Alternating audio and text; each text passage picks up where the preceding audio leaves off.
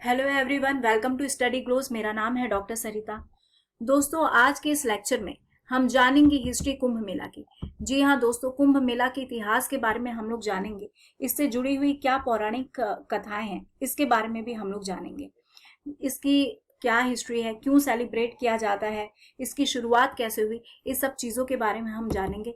ये जो मेला है दोस्तों, ये हिंदुओं का बहुत बड़ा फेस्टिवल है। ये सिर्फ एक मेला तक ही सीमित नहीं है, बल्कि ये फेस्टिवल है जो कि हर 3 साल में सेलिब्रेट होता है। सिर्फ भारत के लोग ही इस मेले का आनंद नहीं उठाते हैं, बल्कि देश विदेश से लोग यहाँ पर आते हैं पवित्र नदी में स्नान करने के लिए। ये मेला जो है दोस्तों, सिर्फ इसका एक धार्मिक वैल्यू नहीं है, बल्कि एक कल्चरल वैल्यू भी है। ये जो है यूनिटी को भी दिखाता है। ये जो मेला है वैसे तो 48 दिनों तक चलता है, लेकिन इस बार कोविड की वजह से ये मेला जो है 30 दिनों का कर दिया गया है। वैसे तो कुंभ मेले की शुरुआत जो है ये कब हुई, इसके बारे में पूरी जानकारी तो नहीं है, लेकिन उसके बावजूद जो है कुछ प्राचीन ग्रंथ ऐसे हैं जिनसे ये मालूम चलता है कि ये जो मेला है, यह आदि गुरु शंकराचार्य ने इसकी शुरुआत की थी। इसके साथ ही एक माइथोलॉजिकल स्टोरी है, वो भी यहाँ पे जुड़ी हुई है। और ये माइथोलॉजिकल स्टोरी जो है दोस्तों, वो है आपका समुद्र मंथन से जुड़ी हुई। हम जानेंगे कि आखिर समुद्र मंथन का जो लिंक है वो कुंभ मेले से किस तरीके से है। ऐसे तो जो कुंभ मेला है दोस्तों, उसका इतिहास जो है लगभग 850 साल पुराना है। और ऐसा माना जाता है कि जो आदि गुरु शंकराचार्य थे, उन्होंने इसकी शुरुआत की थी। लेकिन इसके अलावा भी कई माइथोलॉजिकल स्टोरी हैं जो कि कुंभ मेले से जुड़ी हुई है। जैसे कि हमारा जो समुद्र मंथन वाला स्टोरी है वो ज़्यादा सटीक है। और अगर हम लिखित के बारे में बात करें, लिखित प्रमाण के बारे में, जहाँ से हमें कुंभ मेले के बारे में जानकारी मिलती है, तो वो है आपका भागवत पुराण। ठीक है, भागवत पुराण में जानकारी मिलती है। उसके बाद से जो हेनसांग है, उन्होंने भी जो विवरण दिया था, जो कि हर्षवर्धन के शासन काल के दौरान भारत आए हुए थे, तो उन्होंने भी इस बात की जानकारी दी थी कुंभ मेले से जुड़ी हुई। और साथ ही समुद्र मंथन के बारे में हम लोग बात करें तो समुद्र मंथन से जुड़ी हुई जो कहानी है, यह हमें भागवत पुराण में देखने को मिलती है, विष्णु पुराण में देखने को मिलती है, महाभारत में देखने को मिलती है, और साथ ही रामायण जो है वहां पर भी इसकी चर्चा हमें देखने को मिलती है। अब जानते हैं कि क्या माइथोलॉजिकल स्टोरी है कुंभ मेला के पीछे, यानी कि क्या ऐसा बिलीव है जिस वजह से हमें लग रहा है कि ये कुंभ मेला जो है इसकी शुरुआत कहाँ से हुई। तो वैदिक टेक्स्ट के हिसाब से हम लोग जाएं और भागवत पुराण जो है उसमें अगर समुद्र मंथन की कहानी के बारे में हम जाने, तो इसमें ऐसा था कि एक बार जो महर्षि दुर्वासा है, उन्होंने श्राप दिया इंद्र को और देवताओं को, जिस वजह से इंद्र और देवता जो है ये काफी कमजोर पड़ गए। अब इनके कमजोर होने की वजह से जो राक्षस हैं ये आक्रमण कर दे रहे थे देवताओं के ऊपर। तो अब देवताओं के ऊपर आक्रमण करने से हो क्या रहा था कि देवता बार बार हार जा रहे थे। तो ऐसे में ये चले गए हेल्प के लिए भगवान विष्णु के पास। भगवान विष्णु जो है इन्हें एडवाइस देते हैं कि अगर देवताओं के साथ मिलकर समुद्र मंथन किया जाए, तो समुद्र मंथन करने से क्या होगा कि अमृत निकलेगा। और जो अमृत का घड़ा निकलेगा, और तब अगर देवता अमृत पी लेते हैं तो इससे वो अमर भी हो जाएंगे, और साथ ही साथ उनकी जो ताकत है ये ताकत भी बढ़ जाएगी। और समुद्र मंथन का जो काम है दोस्तों, बहुत ज्यादा हार्डशिप वाला था। तो ऐसे में देवता जो है इन्होंने असुरों के साथ एक संधि कर ली। अब दोनों ने मिलकर जब समुद्र मंथन से अमृत निकाला, तो देवताओं के इशारों पर जो इंद्र का पुत्र है, जयंत नाम है उसका, तो इंद्र का पुत्र जो है जयंत, ये क्या करता है कि अमृत का घड़ा लेकर ये आकाश में उड़ जाता है। अब देखते हैं दैत्य की अमृत का घड़ा जो है जयंत लेके ये अपने साथ चल दिया है। तो ऐसे में राक्षस क्या करते हैं, अमृत का घड़ा लेने के लिए जयंत का पीछा करते हैं, और बहुत ही मतलब कठिन परिश्रम के बाद फाइनली रास्ते में ही ये जयंत को पकड़ लेते हैं। अब जयंत को पकड़ने के बाद से जो अमृत का कलश है, इसको पाने के लिए स्ट्रगल होता है, इसको पाने के लिए युद्ध होता है, और ये युद्ध जो है ये 12 दिनों तक चलता है।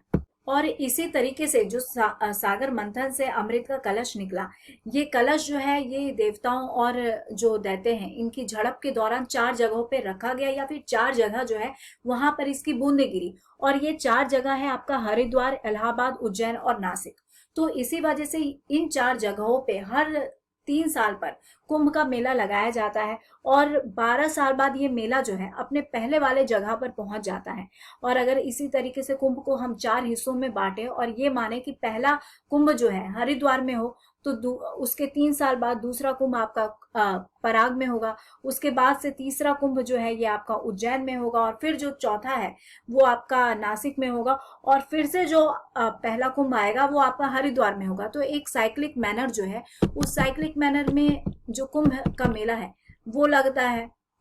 और अब जो है दोस्तों, पहले मैं कुंभ वर्ड जो है, इस कुंभ वर्ड को भी मैं क्लियर कर दूं कि इस कुंभ वर्ड का मतलब क्या होता है।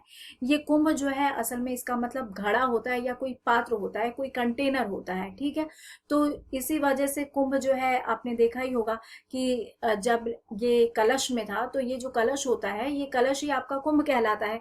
और मेला इसीलिए कहा जाता है क्योंकि यहाँ पर भीड़ उमड़ती है, समूह उमड़ता है, ठीक है। तो ये जो सागर मंथन हुआ, तो लोगों का ऐसा मानना है कि कुंभ मेला जो है, इन 4 जगहों पे जो अमृत की बूंदें गिरी हुई थी, ठीक है, वो जो वेसल था जिसने इस अमृत के बूंदों को कंटेन किया हुआ था, और ये जो अमृत की बूंदें हैं इन 4 जगह पर गिरी, तो ये 4 जगह जो है अपने आप में, यहाँ की जो नदियां हैं ये अपने आप में कंसीडर हो जाती हैं कि ये अमृत है। और इसी वजह से लोग अपने पूर्व जन्म के जो पाप हैं, सिन जो है, उसको यहाँ पे धोने के लिए हर 3 साल पर जब भी कुंभ मेला लगता है, तो सबके सब यहाँ पर इकट्ठे होते हैं। किस जगह पर कुंभ मेले का आयोजन किया जाएगा ये राशियों के ऊपर डिपेंड करता है, ठीक है। और कुंभ के मेले में खास करके सन और जुपिटर जो है, इसका खास योगदान माना जाता है।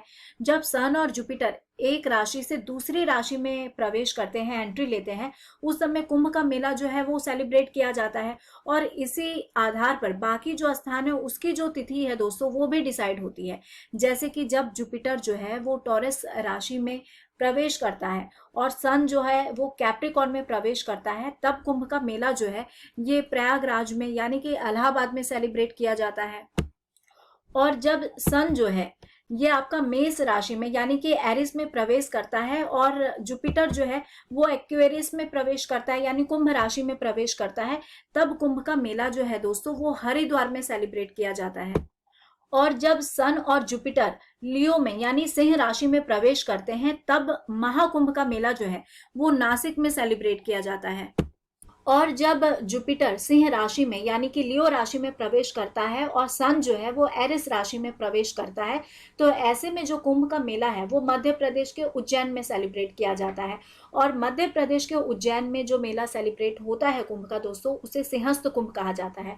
उसे सिंहस्थ कुंभ इसीलिए कहा जाता है क्योंकि सन की एंट्री जो है वो सिंह राशि, यानी कि लियो राशि में होती है। सिंहस्थ कुंभ के बारे में हम जान गए। अब कुंभ मेला जो है इसके कुछ और टाइप भी हैं, इसको हम जान लेते हैं। जैसे पूर्ण कुंभ जो है ये 12 साल के अंतराल में एक बार मनाया जाता है, और उसके बाद से अर्ध कुंभ आता है, और फिर महाकुंभ आता है।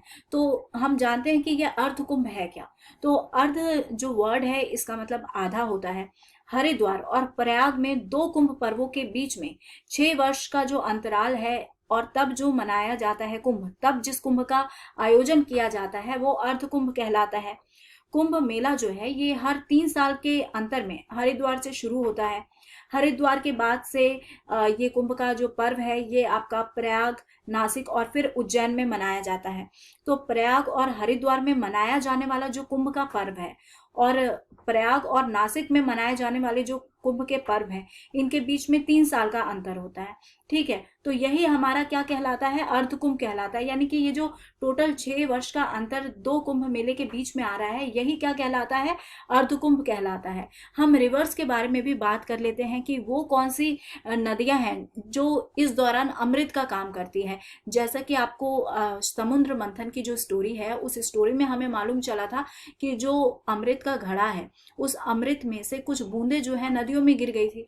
तो ये नदियां आपकी गंगा है, गोदावरी है और शिप्रा नदी है। इन्हीं नदियों में अमृत की बूंदें गिरी थी, और माना जाता है कि इस दौरान जो है ये नदियां जो है ये अमृत का काम करती हैं, और इसी वजह से यहाँ पर लोग स्नान करने आते हैं, और उनका मानना है कि ऐसा करने से उनके जो पाप हैं वो धुल जाते हैं। और अगर हम महाकुंभ के बारे में बात करें तो शास्त्रों में ऐसा बताया गया है कि पृथ्वी का 1 वर्ष जो है, यानी 1 साल जो है पृथ्वी का, वो देवताओं का 1 दिन होता है। और इसीलिए हर 12 साल पर जो कुंभ का मेला है वो अपने जगह पर, यानी जहां से वो स्टार्ट हुआ था वहां पे दोबारा से आ जाता है। और देवताओं का जो 12 वर्ष है वो पृथ्वी लोक का 144 ईयर कहलाता है दोस्तों। तो यहाँ पे ध्यान दीजिए कि देवताओं का जो 12 वर्ष है वो पृथ्वी लोक का 144 डेज कहलाता है। और ऐसी मान्यता है कि 144 वर्ष बाद, ठीक है, यानी कि 144 वर्ष बाद जो है स्वर्ग में भी कुंभ मेले का आयोजन होता है। और इसीलिए उस वर्ष पृथ्वी में महाकुंभ का आयोजन होता है। और महाकुंभ के लिए जो सबसे बेस्ट जगह है, यानी कि निर्धारित जगह जहां पे महाकुंभ का आयोजन होता है, वो प्रयाग है। ये जो मेला है दोस्तों, कुंभ का मेला, ये वर्ल्ड का लार्जेस्ट गैदरिंग कहलाता है, यानी कि जन समूह इसमें बहुत ज्यादा उमड़ते हैं। देश विदेश से लोग आते हैं इस पवित्र नदी में स्नान करने के लिए। और यूनेस्को ने भी इसे कल्चरल हेरिटेज ऑफ ह्यूमैनिटी में जगह दी है। और इस बार का यानी कि 2021 का जो कुंभ का मेला है वो हरिद्वार में ऑर्गेनाइज्ड किया जा रहा है। तो आई होप दोस्तों कि कुंभ के मेले का जो पूरा इतिहास है ये सब आपको मालूम चल गया होगा। और कहाँ पर किन 4 जगहों पे कुंभ के मेले को सेलिब्रेट किया जाता है और क्यों सेलिब्रेट किया जाता है इन्हीं 4 जगहों पर, ये भी आपको मालूम चल गया होगा। कुंभ मेले के पीछे की जो स्टोरी है उसके बारे में भी आपको जानकारी हो गई होगी। तो आई डोंट थिंक कि आपको कोई भी डाउट रहा होगा कुंभ मेले को लेकर। So here is the end of this lecture. Thank you so much for your attention. इसी तरीके से आप चैनल को सब्सक्राइब करते रहिए और हमें सपोर्ट कीजिए। Thank you so much.